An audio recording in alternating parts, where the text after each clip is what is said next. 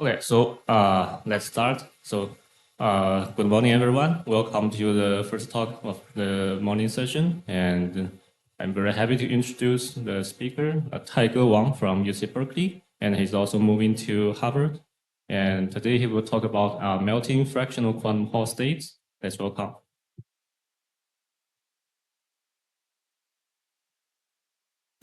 Yeah, thanks everyone for coming. It's a great pleasure here to talk about our recent work in generally developing the field melting fraction quantum Hall states. So fraction quantum Hall states, I think, or more generally, topological order is one of the most remarkable phenomenon in condensed matter, to my view. I hope my talk also set a good review for Bernard's talk this afternoon. So these fraction quantum Hall states really defines every interaction in our daily life. So you have these excitations called anions, which carries a fractional charge. So it's only a fraction of the charge of an electron. And also it carries fractional statistics. So if you have these two anions, the blue one and the green one, you braid it around each other and you come back, it doesn't give you the same state. As you can see, it differs by a phase. In this phase is an observable. You can, it's like the interference of light. You can really observe it in experiments. So this is the whole program of anion interferometer. And for more exotic non-abelian topological order, you can have non-abelian fusion. When two anions fuse into one, the outcome is not determined, or it's determined by the wave function of the two initial anions. So this is really surprising, not the phenomenon of materials we see daily, but this is also not a fantasy. It has been proposed for 40 years, and most people believe it do exist in fractional quantum Hall states, but it's not until 2-3 years ago, the very nice experiments, first by Mike Manford's group in gallium arsenide, and later in Philip Kim's group and Andrew Young's group independently in graphene systems, that they see really this is the current, but essentially the phase, and these three different curves represent the number of anions in the interferometer being 1, 2, and 3. So you can see every time you have an additional anion, you acquire an additional phase predicted by the theory. It's a very nice experiment. And also for my math friends in the audience, this topological order is described by a modular tensor category. And the anions are the objects in the tensor grid, and braiding are just isomorphisms. Yes, okay. Seems people are interested in experiments, so let me take it into it. So this experiment is done in the following way. So the x-axis is the gate voltage applied to the interferometer. And in practice, it controls the area of the interferometer. So this experiment is done in very strong magnetic fields. So the phase part of phase comes from the anion braiding, but a huge part comes from this just AB phase from the magnetic field. So when you sweep the x-axis, you're changing the flux through the interferometer. So that's why you see this phase from the magnetic flux. But you see this additional jump between these three curves, that's from the anions. Okay, very nice. So the question I want to address today is a step beyond what I just talked about. I want to think about topological order in this broader context. So I want to understand what happens if you melt a topological order. Right? So in our daily experience, you have water, vapor, and ice. So ice is nice. People study all kinds of ice. It has different crystal structures. But it's important to understand that ice eventually melts into water. But you can ask the same question. So what does topological order melt to? So these are the examples of topological orders. The most famous ones are fractional quantum Hall and spin liquids. But little was known, what does it goes to? So is there a nearby phase? And if there's a nearby phase, what is the transition theory that between the topological order and this nearby phase? So this is something has been little explored in the past 40 years, but I think for a good reason. I think the main reason is the lack of experimental motivation. So if you think about all the platforms that we have that realize the topological order, the spin liquids is just under conjecture, so it's mostly the fractional quantum Hall states. And for fractional quantum Hall states, there's little to expect. You have electrons in super strong magnetic fields, so it doesn't have a bandwidth. You couldn't even form a metal. The most you have is just some charge order or the fractional quantum Hall, so that's it. So really, you want some other experiment setups that allows you to tune away from the topological order. And I think this has been realized in past 3-4 years in two-dimensional Morley systems. So in these nice 2D material experiments, you get a lot more tuning knobs compared to traditional 3D materials or a traditional fractional quantum Hall setup. In those cases, especially you have two additional parameters that you can tune continuously, namely the doping and the electric field. So in 3D materials, tuning is generally hard. If you want to dope a system, if you dope a cuprates, you have to spend a student to make a new sample with a different composition. But in 2D materials, the system usually have a narrow bandwidth, so it's easy to continuously tune the doping just by the gate. So it's very easy. And also the electric fields can, throughout the sample, can easily tune the band structure of it. So these continuous tuning parameters allows you to tune away or into the topological order we just talked about. This is certainly just one of the examples. Another example would be multi-layer quantum Hall setups, which also allows similar tunability. But I will focus on it for today. Okay. So that's my motivation to study this problem, and this is the opportunity I think we could address it now. And in the talk today, I want to focus on two canonical examples of it. So the Laughlin state is probably the simplest possible fractional quantum Hall state, and probably also the simplest possible topological order. I think another simplest is its toric code, which is a Z2. But if it's U1, the Laughlin state is probably simplest. And I will focus on the kinetic energy-driven melting of the topological order. So I will just increase the kinetic energy compared to the interaction energy, where in the quantum Hall setup, the kinetic energy is 0 because you're in a flat lambda level. So in the case of bosonic Laughlin states, the fate of it at large kinetic energy is almost none. So you basically get a dispersive boson, and your only possibility will be a superfluid. The boson will just condense as a band minimum. So the interesting question is what's in between? Is there an intermediate phase? And if not, is there possibly a second order transition? So I want to convince you today that this transition is described by the so-called quantum electrodynamics 3 in 2+1 dimension Chern-Simons theory. So the gauge field has an additional Chern-Simons term. So this transition has been conjectured for a while, but never settled. And then I'll switch to the fermionic case. Again, the fermionic Laughlin state has a simple answer when you go to very large kinetic energy. When you can neglect interaction, any electrons or fermions eventually form a metal, so the Fermi surface. But it seems difficult to have a continuous transition because metal has a Fermi surface, while the Laughlin state has not. So somehow the Fermi surface has to appear. And generically, it's very hard to come up with such a theory. So natural expectation is that there are some intermediate states. And I want to convince you today that there are two, at least in the model I studied, there are two competing states, which is a chiral superconductor and a charge density wave. So these are just a natural approximate phase to the Laughlin state.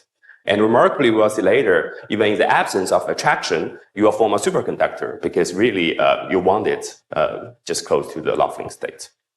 We conjecture the transition point is similarly described as QED Chern-Simons, but we don't have a proof yet.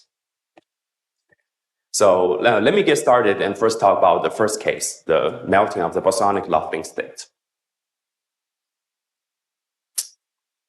So the model I study is quite straightforward. It's just bosons in the lowest lambda level, and the first term is the interaction, and the second term is the kinetic energy. So in practice, the kinetic energy is supplied by a periodic potential, and its strength, the bandwidth, is controlled by Vm, the strength of the periodic potential. So I have a cartoon here. These arrows I will explain later. These are the bosons will attach one flux to themselves. And you have very strong interaction. Again, this is very strong magnetic fields. Okay, so I forget about all the higher lambda levels. It's only considered the lowest one. So it's almost like a Chern band. And that's actually just a Chern band with very special properties. Okay. So what's the phase diagram of this Hamiltonian? So we know that Haldane comes up with this nice result that if you consider a contact interaction of this form in the lambda level, you have the ground state is exactly solvable. So the ground state is exactly the bosonic Nix 1/2 Laughlin state, and the ground state energy is precisely 0. And in the other limit, so this is the limit when I turn off the periodic potential, but in the other limit when I turn on the periodic potential, you can solve the single particle dispersion from this term, and then the bosons will just condense at the dispersion minimum. So this would be the only fate I can have in the Vm goes to infinity limit when the bandwidth goes to infinity. So this is a nice cartoon of the superfluid of liquid helium. It's kind of cool that if you put helium in it and put it into a superfluid, the helium would just flow out of it. And this is a cartoon I draw from, I think, Jianwei Pan's group. They try to realize this bosonic Laughlin state in a photonic system. I think there are other approaches from the AMO perspective. Yes.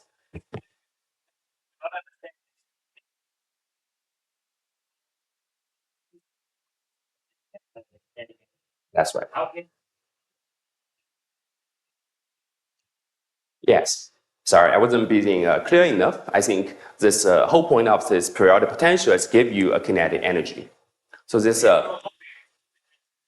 very good point. So that's the amazing part of the lambda level. So if you solve this problem, you'll find that this local term becomes effective hopping when you consider magnetic algebra. That's right.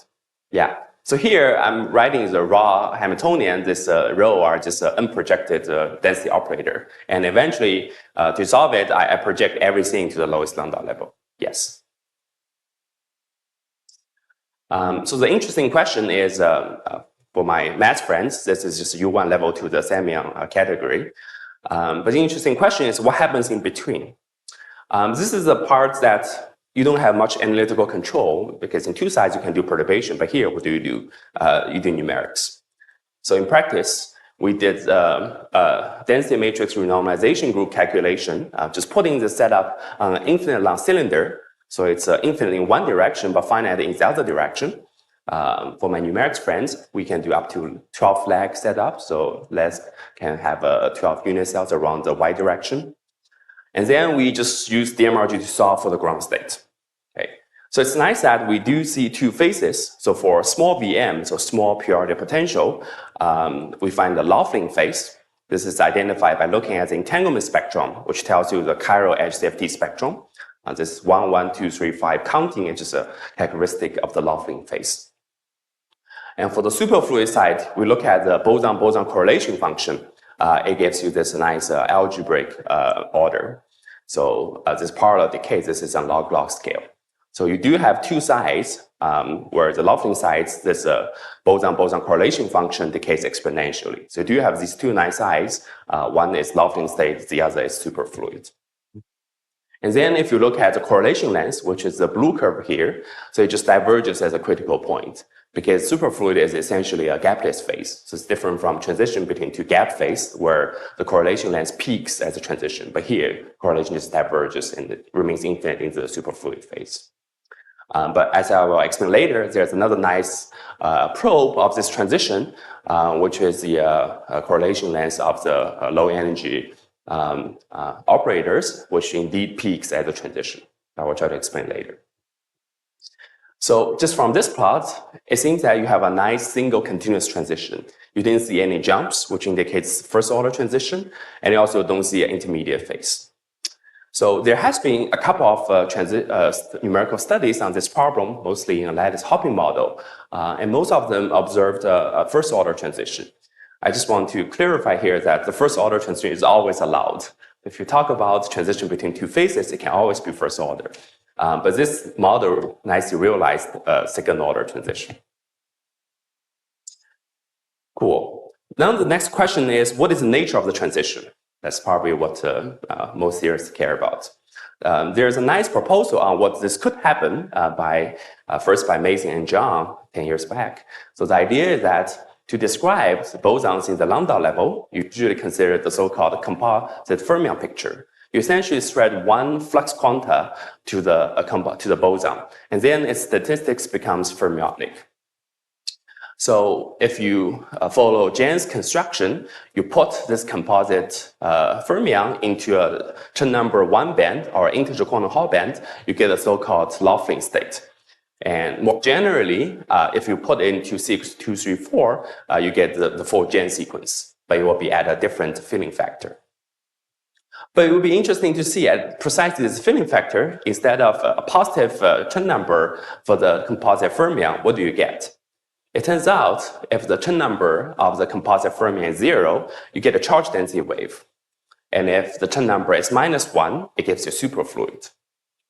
So for expert nodes, it's really because if you write down the self-Chen-Simons term, you get CF plus 1 over 4 pi ADA. And the 1 comes from flux threading, and the CF comes from the response of the composite fermion.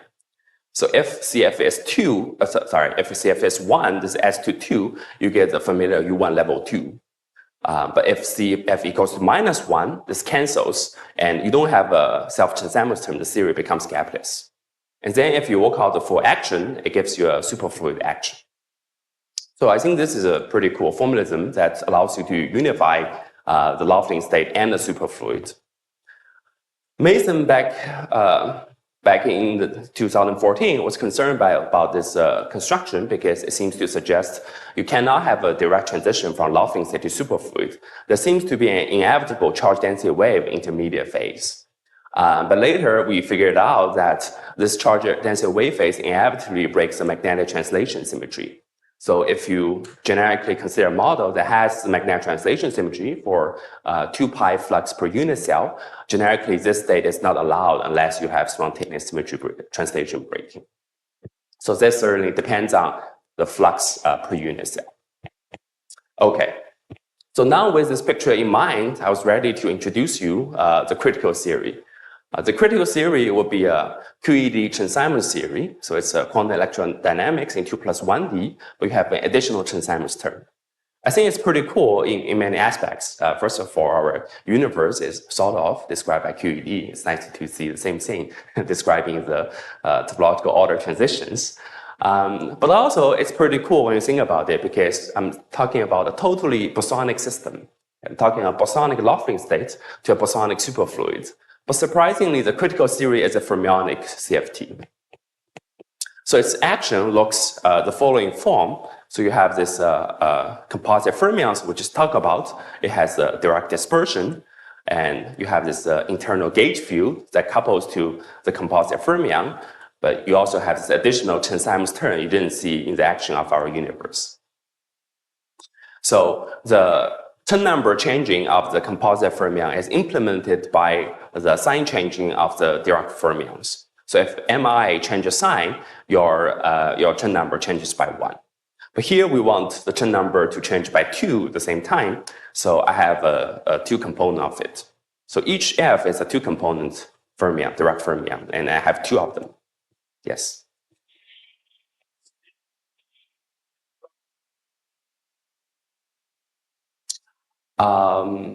I don't think so, at least in this construction. The spin of the Dirac fermion just allows you to have a mass term to change the Chen number.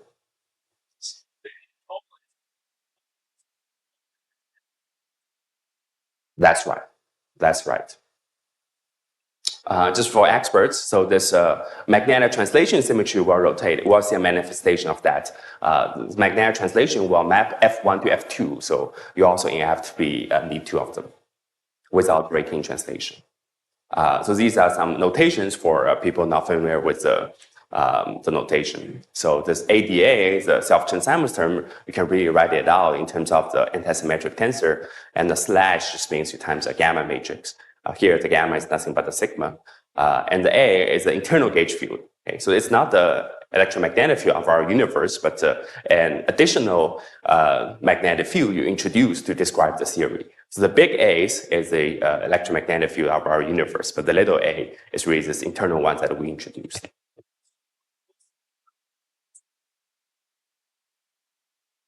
No, only the small a is dynamic gauge field. The big A is the background gauge field. Yes.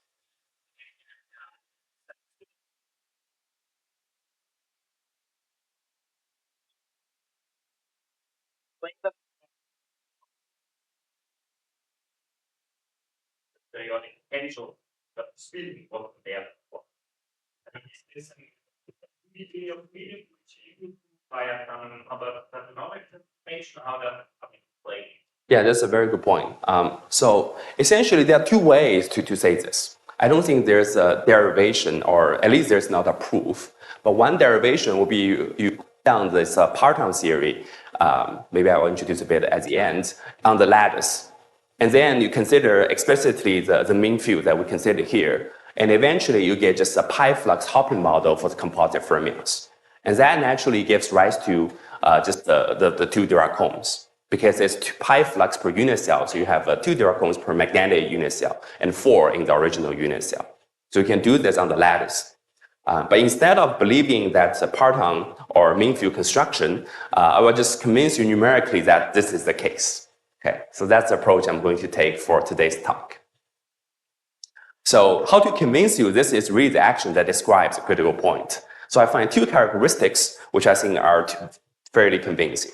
So first is the dispersion of the composite fermions. And the second is the emergent symmetry that rotates between F1 and F2.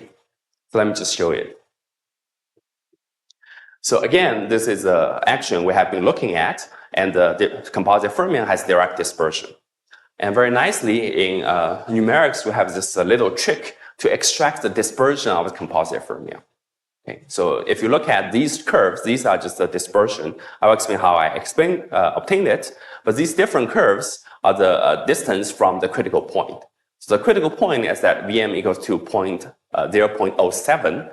Very close to it is difficult to convert numerically. But when you are close enough to the critical point, you see that you get this nice linear dispersion. You still get a finite mass term because you're not at the critical point. This transition is essentially this gap closest and reverse sign. So in practice, it's obtained by this trick because we're in a quasi 1D.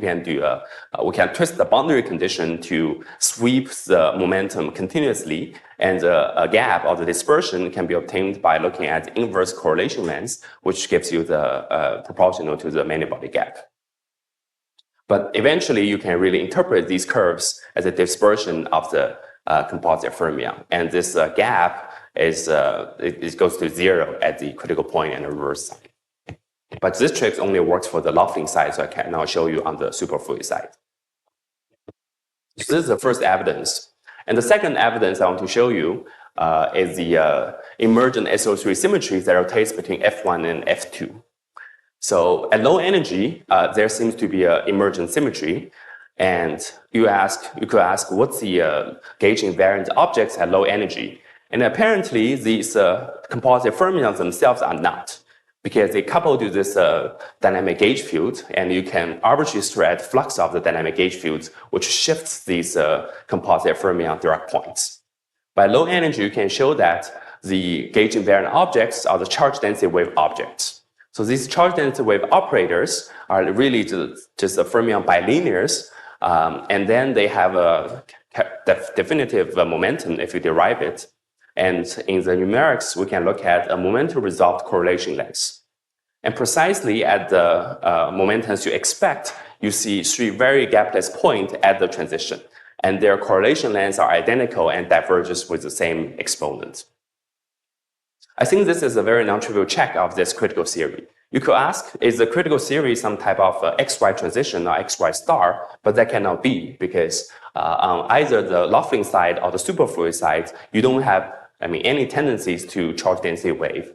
But only at the critical point, there's a very strong instability at 3 charge density wave at these 3 momentums, and they have identical, the strengths of the instability are identical.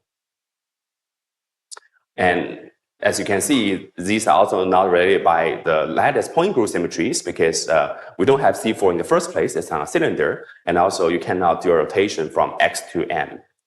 So these are just predictions from the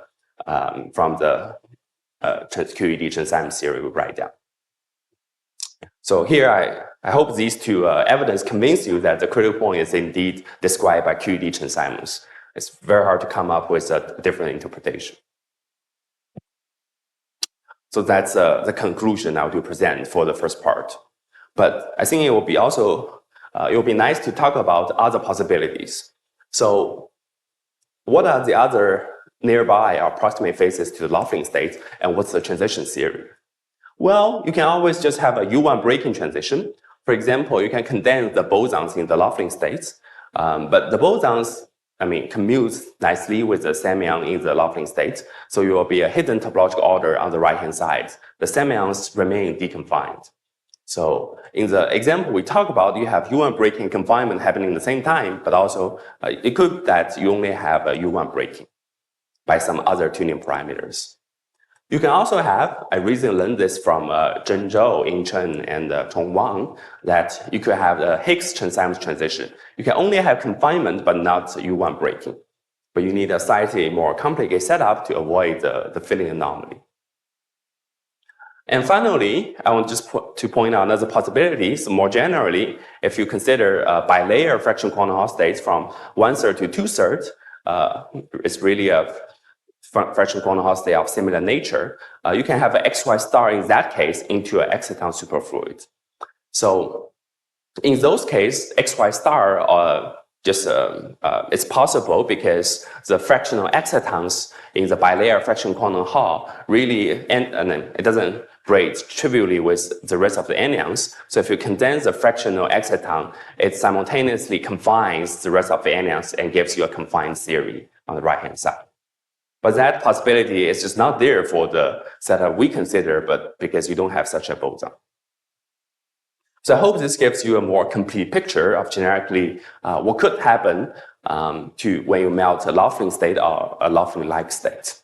And now we have a rather complete picture of what the transition theories are, and many of them are now justified by numerics as well. And as a side product, I think this study also gives you a nice numerical check of the stability of the n-flavor level K QED Chern-Simons theory. So the previous similar studies consider other transitions are just a pure QED, but pure has been debated a lot on the stability of n-flavor level K QED Chern-Simons. But this is, I think, the first numerical check that for n=2 k⁻1 QED Chern-Simons, it does seem to be a stable theory. So it doesn't gap out spontaneously. So that's all I want to talk about for my first part for this nice transition theory. Do people have any questions before I go ahead and talk about the fermionic version of the story, which is, I think, more exotic and interesting? All right, let's get into fermions. Okay, so what happens, you can ask the identical question. So what happens if you melt a fermionic Laughlin state? I presented in a way, it seems that I just did the same thing for boson fermions. But actually, I come into this question for completely different reasons, and I didn't thought it could be related to the problem I just talked about. So it would be nice to introduce what motivates me, and maybe that will also motivate the audience. So what motivates me is completely experimental driven. Okay? So recently, this long-pursued fraction quantum norms Hall state and superconductivity, especially chiral superconductivity, has eventually been observed in some of the 2D Moiré materials. But let me just clarify a few nomenclature in the field, which I think confuse many people who are not in the field. So when I say Laughlin state, it's essentially a special fraction quantum Hall state and used to 1/3, 1/5 in generically odd denominator. And when I say fraction chain insulator, the name I used on last slide, it's a fraction quantum Hall state, but it's not due to magnetic field, but due to the barrier curvature. It's possible when you think about Haldana's model back in the 90s, if you consider complex hopping, you can have a model which the Chen number of all bands sum up to 0. But if you look at a single band, you can have a Chen number as if you are in a lambda level. And finally, since many of these are in the experiments needs to be stabilized by magnetic fields, though the barrier curvature doesn't come from it, people come up with a new name called fraction quantum non-Hall effect. It's essentially FCI as zero magnetic field. So for us theorists, I think I have one line equation just to summarize all the nomenclatures. For now, FQH, FCI, and Laughlin they are essentially the same phase. It just appears at different experimental conditions. And they are a special type of FQH, and the FQH is a special type of topological order. So starting here, and for everybody else in my community, we'll just mix the use of these three words randomly. With that, I can introduce the experiments, which I think is pretty cool. People have been pursuing quantum non-Hall state, just integer quantum Hall at zero magnetic field for decades. And I think one of the most important progress is made by Qi Kunxue here in China, which is quite a remarkable experiments. But now into the 2D materials world, we find so many examples of that. And more excitingly, we find fractional version of it. So in very recent experiments, I just think in 2023 and 24, in twist homobilayer MOT2, this is just a monolayer semiconductor material, and rhombohedral, which is a very special stacking of graphene. Pentalayer means 5 layer. So in 5 layer of graphene and the twisted monolayer semiconductor, we both observed fractional quantum Hall effect at zero magnetic field. So here I'm plotting the Rxx and Rxy, which is not exactly the rho sigma xx and sigma xy. So you see they quantize at 3/2, 5/3, but essentially these correspond to 2/3, 3/5 sigma xy. And in this plot, Rxs doesn't go to 0 yet, but in the latest better devices, they really go to 0. And in pentalayer graphene, it's even cleaner and it's easier to make contact. So you can even see 4 nice 3/7 plateaus, which is quite remarkable. Okay. And this is exciting, but even more exciting is the fact that in the same device, almost identical parameter regime, very nearby you see a superconductor. So this is the same device I talked about for twisted homobilayer MOT2. You need to improve the device quality by a bit to see it, but this is a fractional quantum number I mentioned, and just by dope it by 0.005, you see a superconductor.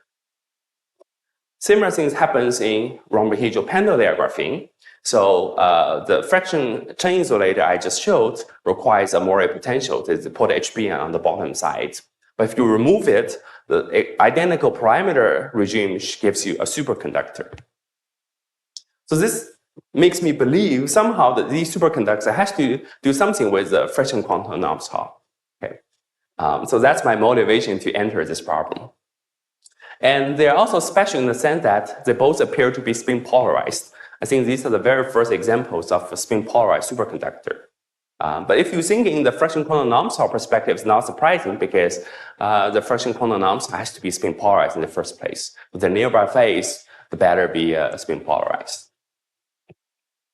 Okay, so now let me talk about superconductivity, just for math friends. I think superconductivity is, to me, fractional quantum Hall and superconductivity are the two most exciting discoveries in condensed matter physics, and nicely they unify here. And I think undoubtedly there are so many applications for room temperature superconductor. You can get a nice power grid. You can build your colliders and you can use it to produce strong magnetic fields for MRI and fusion. Okay. But what limits the use of superconductor is usually very low temperature. And this very nice work by Macmillan shows back in 1968 that a phonon-induced superconductor is really upper bounded by 40 Kelvin. This derivation is not that justified to use some Ashberg theory, but I think the best phonon-driven superconductor we find at room pressure is about 30 plus something. I think it's MGB2 or something is around this limit. So indeed, you need something to go beyond the phonon-induced pairing to really get a room temperature superconductor. And certainly, cuprates go a long way in this direction. People start from 10 Kelvin, all the way go up to 150 Kelvin, which is quite remarkable. The increase of the transition temperature goes so fast that even in this plot, you see I showed the plot in 10, 20, 30, 40, but then 50, 100, and 150, because I couldn't put these dots on the same plot. So in these cuprates, since it has very high transition temperature, people tend to believe it's not phonon-induced, though there has still been quite a bit debate on it. But compared to cuprates, a spin-polarized superconductor is less likely to be phonon-induced. Okay. So for experts, here's the logic chain. The phonons is easiest to induce S-wave pairing, so not entirely. I just learned from my fellow cuprate friends that you can have special phonon coupling, gives you higher angular momentum pairing, though it's harder. And cuprates are usually believed to be D-wave, though there's still some debate. But spin polarized superconductors are just has to be out parity. So that's just the nature of the fermions. If you have even parity or even angular momentum pairing, it just kills your spin polarized superconductor. Okay, so it's very hard to come up with a phonon theory that gives you p-wave superconductor. You have to have very special setups of the electron phonon coupling. So I think this is a good case, and we have all the tunabilities to study interaction-driven superconductor. And let me just show you the result. I will consider almost identical model to the one I just introduced to you, with the only difference that now I'm considering electrons in the lowest lambda level. Again, these are the raw Hamiltonian I projected to the lowest lambda level. And for electrons, you cannot have contact interaction because Pauli exclusion just forbids it. So I get almost contact interaction. And then I consider a triangle lattice periodic potential. So everything I talk about today is robust again lattice type. So, I mean, triangle lattice also gives you the QED Chern-Simons for bosonic case, and square lattice also gives you a superconductor I'm going to talk about here. So when you increase the strength of the periodic potential, which is essentially the bandwidth, before your FCI melts into a metal, you see this huge dome of a superconductor. So this is not schematic, this is a numerical phase diagram. We run the numerics that fill in 2/3 and 11/15. And this is just electron doping, so how much you feel the Chern band. So it's kind of surprising that you get a superconductor even though the interaction is pretty repulsive. I think this is the first numerical evidence of spin polarized superconductor from repulsive interaction. So even for spin-4 problems, I don't think there are many examples of that. So some extended Haber model shows it, some Taige model shows it.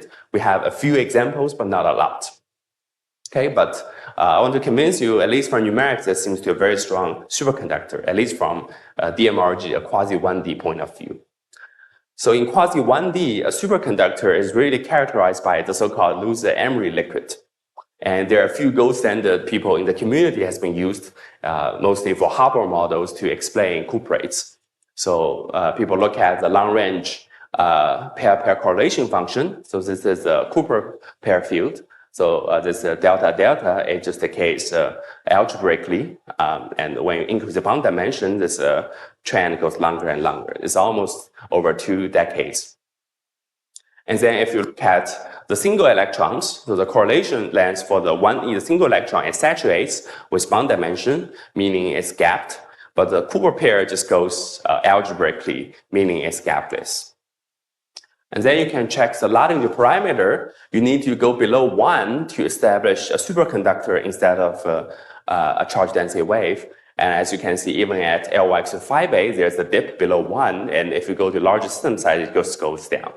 So it makes me believe in the to delimit this will even go down further, and the entire superconducting dome will be have a small Lagrange parameter. And finally, you can look at the central charge. So this curve is in the metallic phase. Since I have Ly to 5, I have 4 momentum wires cutting through the Fermi surface. So this is my 4 charge modes in the metallic phase at Vm equals to 5. But if in the superconducting phase, I have this nice C equals to 1, single gapless Gaussian mode. Yes.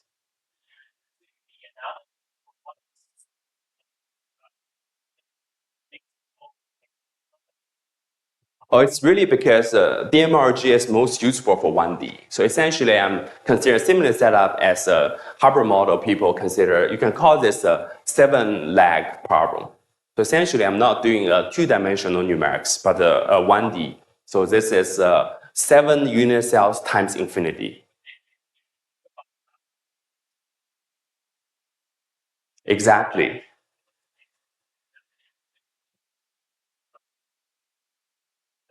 It is. So this is why it's super efficient to use 1D methods to study Landau levels. So these Landau gauge orbitals gives you a very natural basis to act on. Their entanglement properties are so good that you can easily go to very large bond dimension and large system size. Yeah. I think the state-of-art Hubble model can go 6 lag to 8 lag, but we have no problem go to 10 lag. Also because we are spinless, they are spinful. This is one reason. But I think another reason is it's naturally nice to study these quantum Hall problems, this Landau gauge in quasi 1D. So these combine to be the gold standard, at least the Hubble model people use for quasi 1D superconductivity. Yeah, and this is at purely repulsive interaction. So now I hope I convince you this is a superconductor. But then the question is, what kind of superconductor it is? So the natural thing to look at is the gap function. So in quasi 1D, for all kinds of reasons, you cannot just measure directly, but there's a very clever trick our group developed that allows you to, we call it a proxy gap function. So it's almost a gap function, but it's really not rigorously. But if you look at it, I'm plotting the proxy gap function here. You can see this minus 6 pi winding. So it's a F minus F. It's a chiral F wave superconductor. We don't know why it's not a P wave, but this is just what numerics comes out. And if you tune the strength of the periodic potential to the FCI side of the dome to the metallic side of the dome, so these both of them are in a superconducting dome. But you can see that it goes from very uniform pairing to those concentrated at the Fermi surface. So the dashed line is a 2D Fermi surface. And here I'm plotting the occupation in the K-space.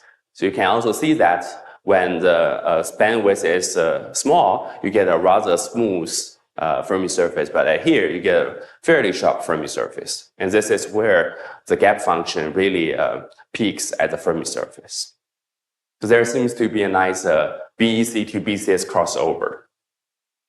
It might be surprising because it's generally believed that you cannot have BEC to BCS for odd angular momentum pairing.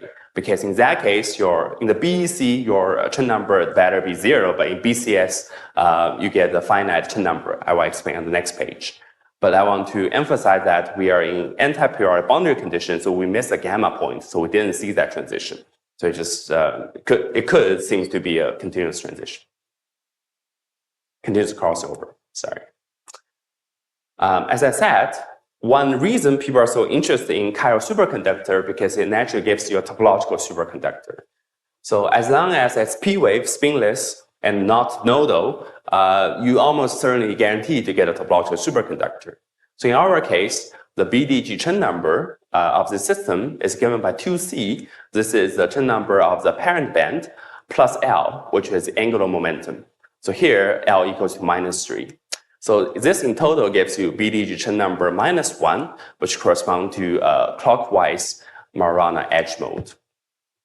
This people has been hunting a lot for topological quantum computation because these Majorana edge modes are non-abelian. You can do braiding and fusion on it. The system people have been trying the hardest will be a quantum anomalous Hall state plus a S-wave superconductor. In those cases, the Chen number comes from this part. So the superconductor is trivial, but the quantum anomalous Hall gives you a Chen number. But this is probably the easiest place that you don't need a heterostructure. You just need 5 layers of graphene. It will give you a Majorana edge mode. But this is yet to be confirmed in experiments. So we'll see how it develops. Yes.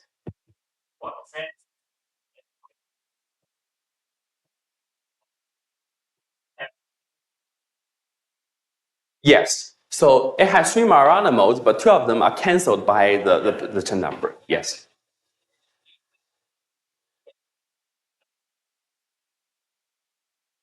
It's trivial?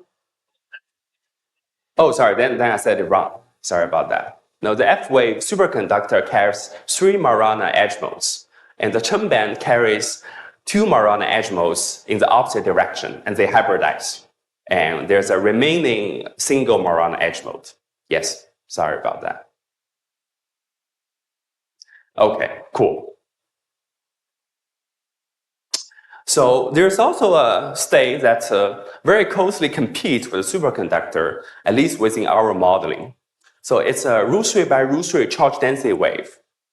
If you look at the energy of the ground state as a function of system size, I only showed 4 to 9 here. Whenever it's commensurate, meaning Ly over A is a multiple of 3, we actually find a charge density wave instead of superconductor.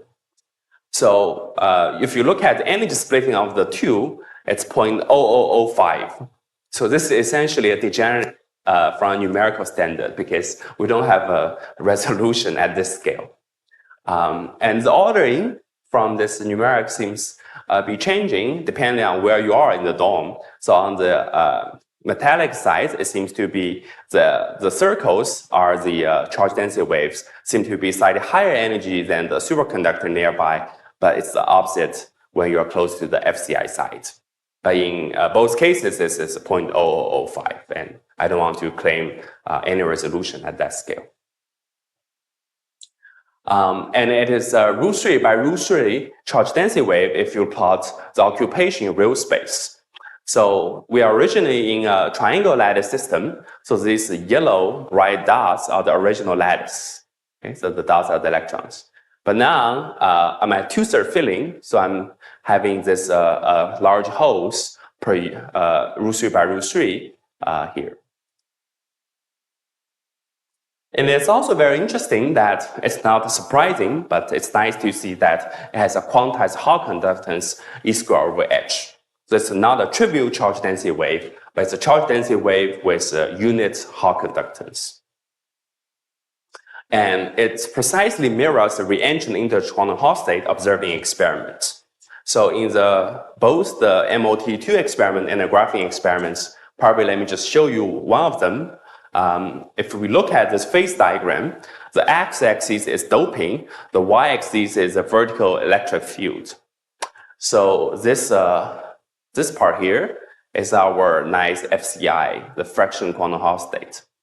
And it's really surrounded by 3 re-entrant integer quantum Hall states and 1 superconductor. Okay? So I hope this, it's pretty small, but I hope people can see it. So this is the FCI, and these 3 are the re-entrant integer quantum Hall, and this is a superconductor. So really, when you try to melt the FCI, the re-entrant integer quantum Hall is very closely competing with the superconductor. So it's actually reproducing what we see in the numerics. And one easy way to tell the balance is to add a strong magnetic field, which naturally melts the superconductor, and you can indeed see that it becomes a re-entrant integer quantum Hall. So in the experiment, they really raise the magnetic field bit by bit, and you can see this superconducting dome gradually disappear, and this re-entrant integer quantum Hall takes place. So in this plot, this is a fractional quantum non-Hall state. This one, and this one is the re-entrant integer quantum Hall, so this one. And these 2 are the re-entrant integer quantum Hall here, but it eats up the superconductor here. So this indeed shows there's very close competition between the re-entrant integer quantum Hall and the superconductor.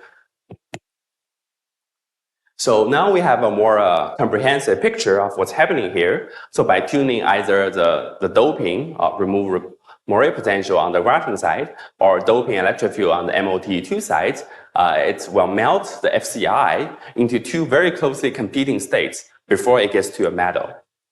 And what determines which state to pick in the experiment is really if you add a magnetic field, it will favor CDW over superconductor. So this is the same MOT2 experiment.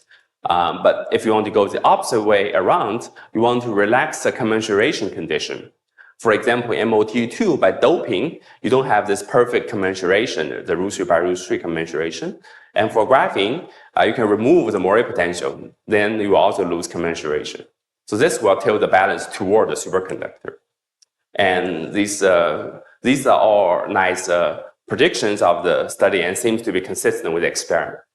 So in the experiment, we don't yet know whether the re-entrant integer quantum Hall is really a charge density wave. So I was hoping some STM experiment will address that. Okay, so let me say just a little bit about maybe the transition theory actually dictates the phase we are seeing here.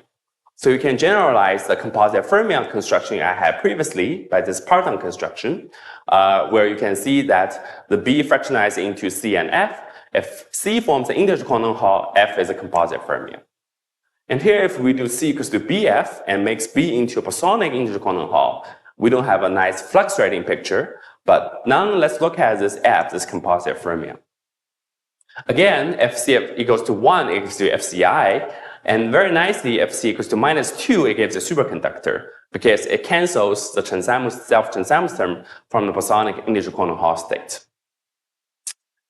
And if you allow translation breaking, again, we are at 2/3 filling, so it's most natural to change the Chen number by 3, and this is what gives you this superconductor. So it's the most natural state when you do not break translation. But if you allow translation breaking, you change C to 2 or 0, you get re-entry integer quantum Hall or trivial charge density wave. Both of them breaks translation, as we see in the numerics. So I think this field theory gives you a nice unified picture explaining why the charge density wave and the superconductor are more natural approximate phase to FCI, but the metal is not. But we haven't yet confirmed this picture because in the weak coupling picture, the F wave or odd angular momentum pairing always give you half integer chiral charge, but this kind of picture always gives you integer chiral charge. It would be nice that one can measure the chiral charge in numerics, which is a very hard task. I hope all these discussions gives you a nice picture, just situates fractional quantum Hall in this broader landscape of other strongly correlated phases. So through a QED Chen-Simons, you can get a superfluid, and in another version of superfluid and fractional quantum Hall, it can also be XY star.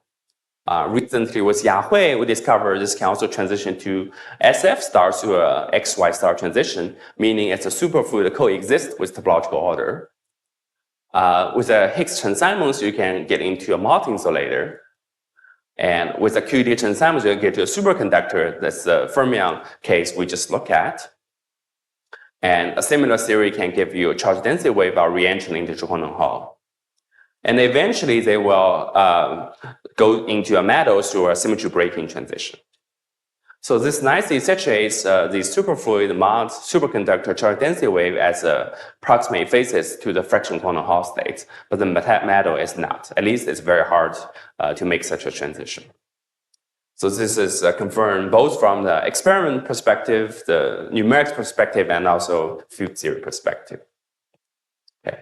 I want to use the last few minutes to send my collaborators, without whom these studies cannot be done.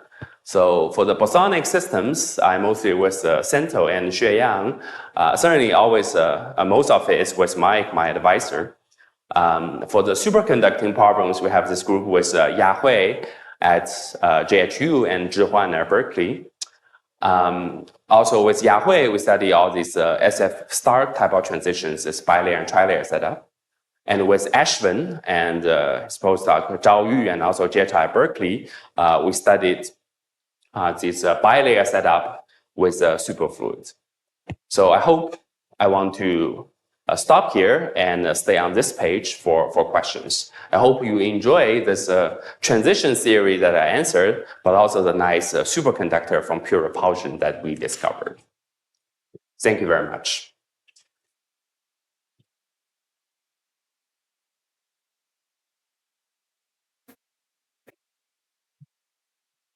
Question? Thank you for the very nice talk.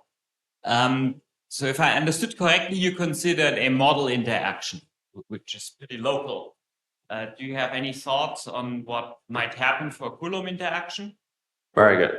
So for the case of bosonic Loughlin, I think it naturally goes through because you didn't expect the finite range interaction to do anything to the critical theory, at least as long as it's not a truly long-range Coulomb, which modifies the critical behavior. But for the superconductor, it's a very valid concern because long-range Coulomb usually destroys the superconductor. So we did a careful study of considering a setup with a gate distance d from the sample, which allows us to tune the interaction range continuously. And we find that the superconducting behavior sustains up to the gate distance 10 times of magnetic length. So translating into the experiments in this MOT to graphing devices, as long as the HBN thickness between the top gate and the sample is below 100 nanometers, you are in the safe range, which they indeed are in the experiments. And a follow-up question regarding the efficiency of DMRG. So my understanding is that despite the fact that you have sort of a natural one-dimensional Hilbert space, if projecting onto a Landau level, DMRG gets difficult because when your number of states increases, the interaction becomes more long range. That's right. Can you comment on that in the context of your Coulomb interaction DMRG studies, how this showed up? That's right. For sure, this is difficult. It might be. So what happens in practice is that if you consider this lambda orbital basis, the spacing between two nearby orbitals is proportional to 2 pi over Ly. So once you go into larger and larger systems, the splitting or the spacing between two orbitals get closer and closer. So even for a contact interaction, you usually affect orbitals 20 orbitals or 30 orbitals away in a finite Ly setup. So that's the limitation of the Ly we can go to. So in contrast to the Hubbard model case, it just manifests in the number of orbitals, but we also manifest in the range of interaction. So we can, at the best, go to Ly equals to 12, so 12 lag studies, but I start to distrust Ly equals to 12 already. But I would say for Ly equals to 10, it's easy. And for bosonic case, Ly equals to 12 is easy. Yeah.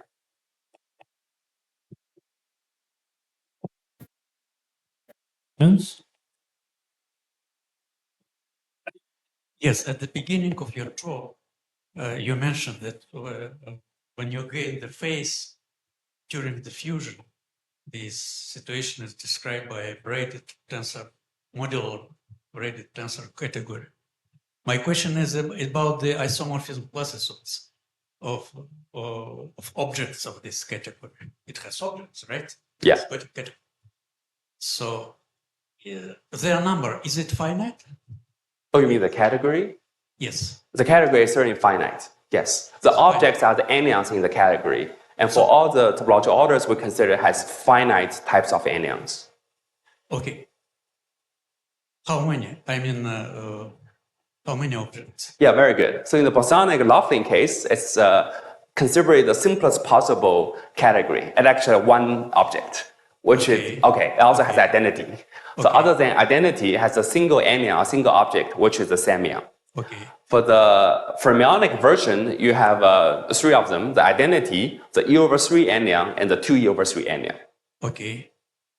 These are the simplest cases. Okay. These are the simplest cases. And then you can probably, I don't know, somehow have the categories with larger. I don't know. Some okay, maybe. Yeah, for sure. There's this recent remarkable work by Xiaogang Wen and some mathematicians. They have classified all possible categories, all possible modular tensor categories that describe topological order for anyons, a number smaller than 12. So that's like few hundred pages long paper, and they have write this computer program to enumerate all possibilities. Yeah, so that's the limit. It's probably too complicated. Okay, maybe. Yeah, but yes. Yeah, but yes, the statement is that we understand all possible topological order with fewer than 12 anyons. Fewer is better. Yeah,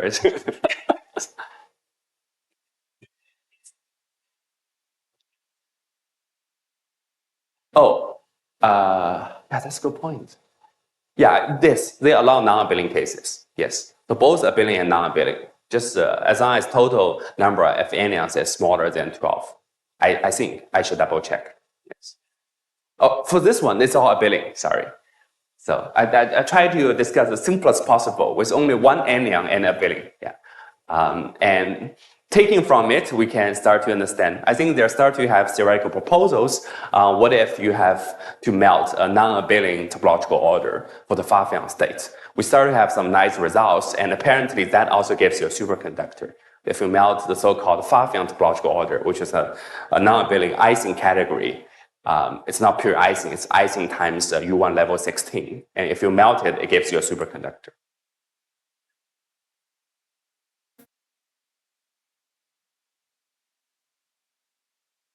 Okay, so if not, so let's thank the speaker again.